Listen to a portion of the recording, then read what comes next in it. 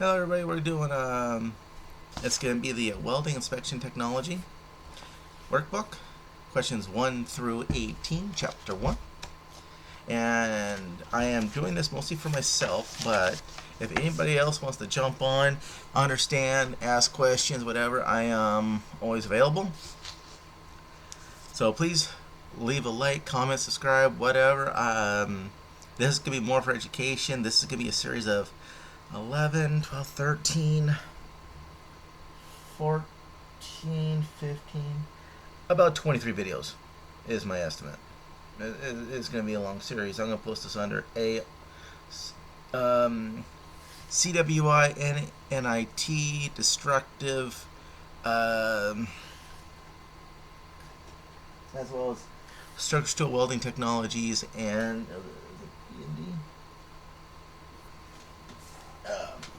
and baseline data. There's some things in this test I will not be able to do anything for you, unfortunately, because it has to deal with shapes, and like you could have a piece like this.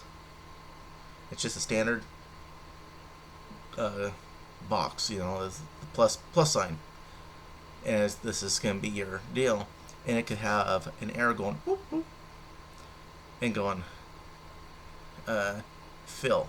So you got an angle, a triangle, and a triangle, top and bottom. Have the sign up on one side, and then on the other side it'll go whoop, whoop. So it has the arrow, reference line, and the same thing. Different. There's 4 different pieces, so you gotta know which weld goes on which side. That is something that you're gonna have to do, because I know the one I got I had never seen before, and I cannot guarantee you're gonna see the same one I saw. But I marked it in my book saying, I'm not getting fooled on this one again, because I didn't even see the answer. Because I, again, never seen it before, so I was really thrown off, and anything that made sense to me didn't. But now I have it. It's actually ingrained in my brain. If I ever see it again, I can just, boom, I know exactly what it is. As well as there's going to be math questions. At 155, 160 questions, see, 165 questions, I think it is. They go up, yeah, 165 questions. That's about 42 seconds a piece. A lot of questions, and if you're thinking, oh geez, I gotta do this, just remember, 72. All you gotta do is pass 72. That is 93 questions. 93? 105? If I remember, you can miss 44 questions. There's still a lot of questions to miss. Maybe it's more. I'm not in my math mode right now. Just see, I am not in my math mode. When I'm at work, I'm going boom, boom, boom, boom, boom with math, because we got plates, we got measurements, we got lumber to cut, we got, and everything else. So I'm not in the steel world right now. Although I'm kind of trying, as things have gotten out of hand here in town. But anyway, question 1. What American Welding Society specification established the requirements for qualification and certification of welding inspectors? Now, not procedures, but inspectors. The answer is B 5.1 and QC 1. So you got the book B 5.1, and then you got the quality control 1. Question 2. What are the 3 welding inspector certifications described in American Welding Society QC 1? The answer is B. Certified American Welding Inspector. Excuse me, Certified Assistant Welding Inspector. Certified Welding Inspector and Senior Certified Welding Inspector. As for me, I want to put my time in, get up to QC3, and be at that very top end. It takes like 5 years, 6 years to get up to, because every time you take a step, the clock starts over. So it takes a long time to get up there. But I want to get up to that SCWI. So not only are you actually helping educate lower people, you're helping the upper people as well as people right at your level, and you're also with Miami talking to them about different procedures, the welding, the people, the quality, everything else coming in. Because then there's one step above senior, and that is instructor. And I don't want to get into that one. Number 3. What is generally considered to be the most important attribute or distinction for a welding inspector to have? And the answer is C. A professional attitude. Now, just because in my book it says C does not mean it on the test it's going to say C. I'm saying C because it's what it is in this book, but please go with what the answer is. So I'm going to take off the letter and just tell you the answer to the question, because even with me it would probably throw me off when I'm trying to rest and everything else, and I go take a test and say, oh yeah, it's B, and it's really like C because they changed the location of the answer. One of the vision requirements, number 4. One of the vision requirements for CWI is near vision acuity, with or without correctional lenses. On, and the answer is Jaeger J2 at not less than 12 inches. My eye doctor wasn't exactly sure about this one, so he's like, oh, yeah, hold up a second. Had me sit down in the chair in his office, and he said, hear this. And he started asking me questions on it, and I'm just reading it. No glasses on, no nothing. But I have my glasses on me just in case. Mine are correctional glasses, so they're technically a bifocal. Oh boy, the joys of getting older. Yeah, well, for me. Number 5.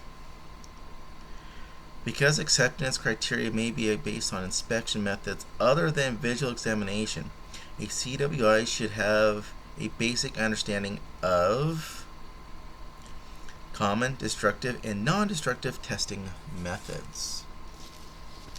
So, exactly what this test is. You gotta know both ends, destructive and not destructive. As my instructor said, he was going through, and this guy goes, hey, come check this out. He said, okay.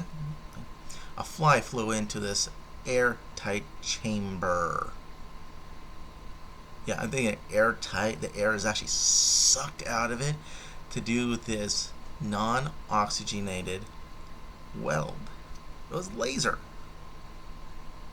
And just zzz, done. Well, when you look at something like that, the fly went to pieces. And they saw him just laying there on the floor. They're like, well, that sucks. Shit happens. Or, excuse me, crap happens, excuse me. Anyway, they unlocked the door after pressurizing the deal up, and the fly flew out of the machine. He goes, it was the craziest thing he's ever seen. You depressurize the unit. The fly came back together. They opened the door. The fly flew out. How is that possible in nature? I don't know. He couldn't explain it, but sounds kind of cool. I don't think you can do that again. Number 6. If required to publicly express an opinion on a dispute, the welding inspector should direct all inquiries to their immediate supervisor. As a CWI, SCWI, CAWI, if you're asked to do a interview, deny it. Say the supervisor, the owner, the engineer. Do not, because whatever they say, they will use against you, possibly. And if someone disagrees with you, whatever, you could just lose all credibility in a snap. So I recommend not doing it. It's like, besides being a good physical condition to make sure you can go wherever the welder goes, that would probably be like number 2 on the list. Do no interviews. Always give it to somebody else. Number 7. Inspection report corrections should be made by... Okay, yeah. making a single line through the error, correcting, then initializing and dating. So if you got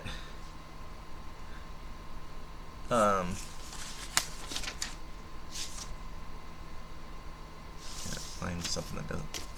Here we go. Alright, you see how it says MasterCard on that, right? Let's say that it was supposed to be Visa. Alright, so you cross it out,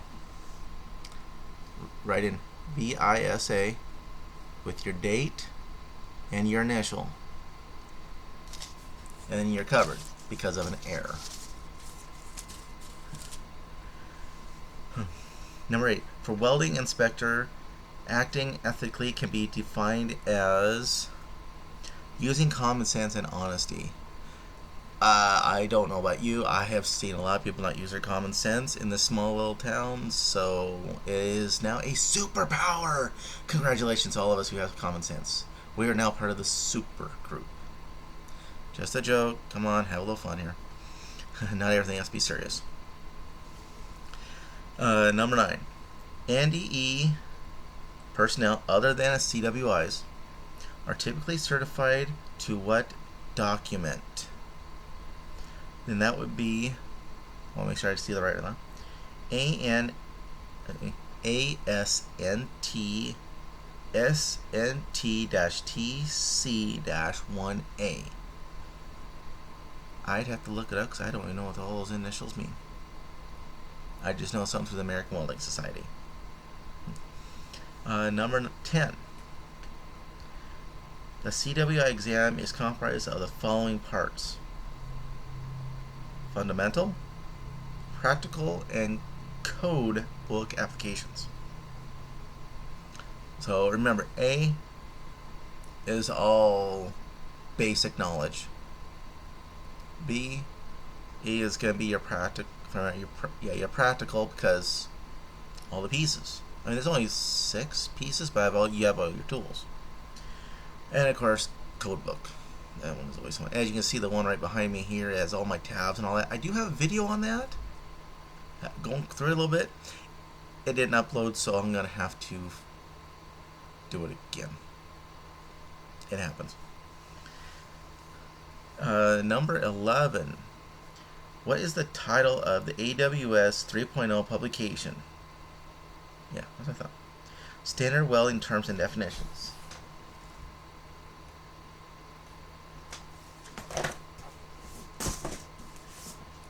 This book right here. This book is $130, $115, something like that. Yeah, that's what I thought too. Spendy. But if you go through the seminars for American Welding Society, you get it for free, along with the package.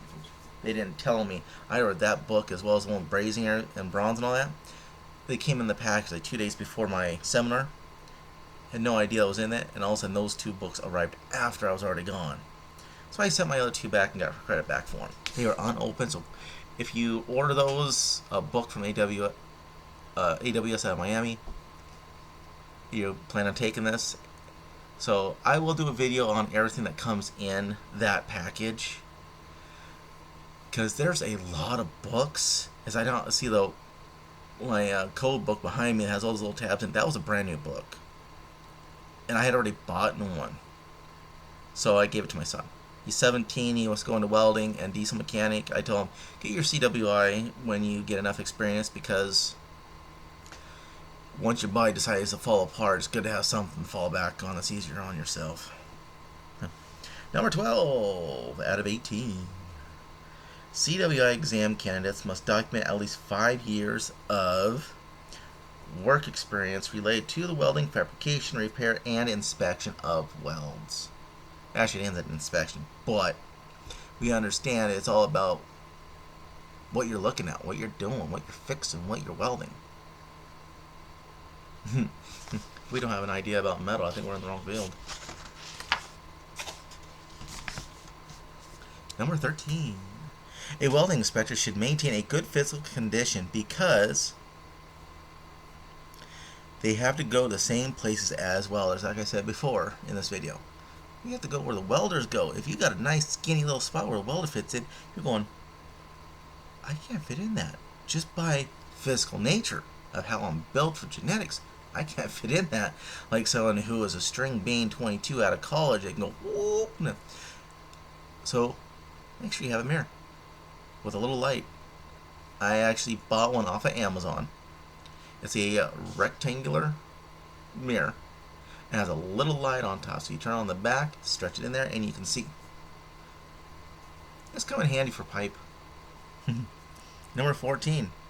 How should welding inspectors approach the document described welding requirements for a particular job? The document should be reviewed, but not necessarily memorized. So it's just like doing all of our books and everything else. We don't have to memorize it, but at least have knowledge of it. Like in that code book, that thing is immense. I took my test and I failed on destructive. That's what killed my whole test score. I got I think it was like a 21% on destructive test. It was only I think I got like 2 questions right out of the whole stinking thing at a 65. I mean it was horrid. And everything else is like, 68, 72. I got 100% on the inspection part. But when it came down to some of the other things, it kind of teetered down. All of a sudden, destruction was totally off. I'm like, whoa, that's the area I want to go into. How the heck did I do so bad on something I want to do?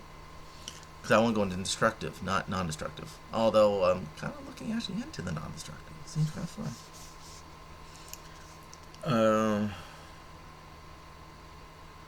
Okay, 16.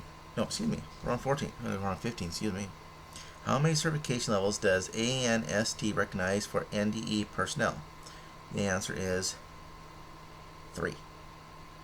There's level 1, level 2, and level 3. And a welding inspector who has the following knowledge and ability to weld will be more likely to earn and respect of welders and personnel. If you look at if you have a chance to talk to other CWIs, even the seniors, a lot of them will say that they get a lot from the engineers, but the respect really comes from people who've actually already done the work, who's already built grocery stores and everything else. Oh, shoot. Sorry, it's on my 8 and it's still stuck on my finger. So we've got the grocery stores, to steel mills, to factories, all the stuff you build. It is such an immense world. I mean, I've rebuilt lumber mills, built steel buildings. I've worked on heavy-duty equipment with their buckets and building brand new stuff for their machines, expanded trailers and stuff. It's a fascinating world out there, everything we do with metal. Number 17. If I remember right, yeah? Yes. 17. An aspiring CWI with a high school diploma must have at least how many years of qualifying work experience? And that's 5. So right out of high school, you got to be in with somebody who does the fabrication, the welding, and stuff like that for at least 5 years accumulative. So in other words, you could take 10 years to get that 5 years. No. If you're even around an engineer, that'll actually count right towards it. Look up the American Welding Society and look at all the requirements how you can get education to do that, because college knocks that in half. Nearly. It's like 2 years. So also now you got 3 years. And then let's say you went from that and you decided to go into metallurgy. That'll cut off some time because you're still working with metal. So, it's a give and take. Definitely go on their website, take a look, call them up. But most of their information is going to be right on their website. So, take a look and see what you think. Because when you're a CWI, you're going to be doing a lot of that. Look on their website and stuff. In order to become a certified welding inspector, an individual must achieve a score of at least 72%.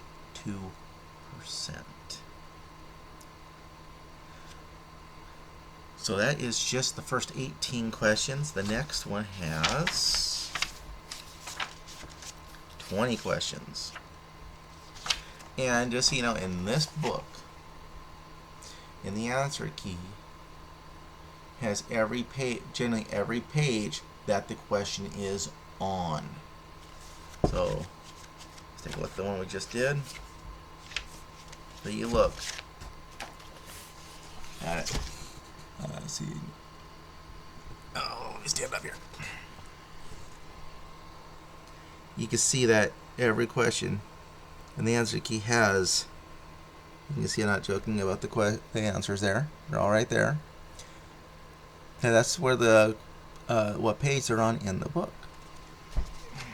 And that book is somewhere around here. I think it's in the living room.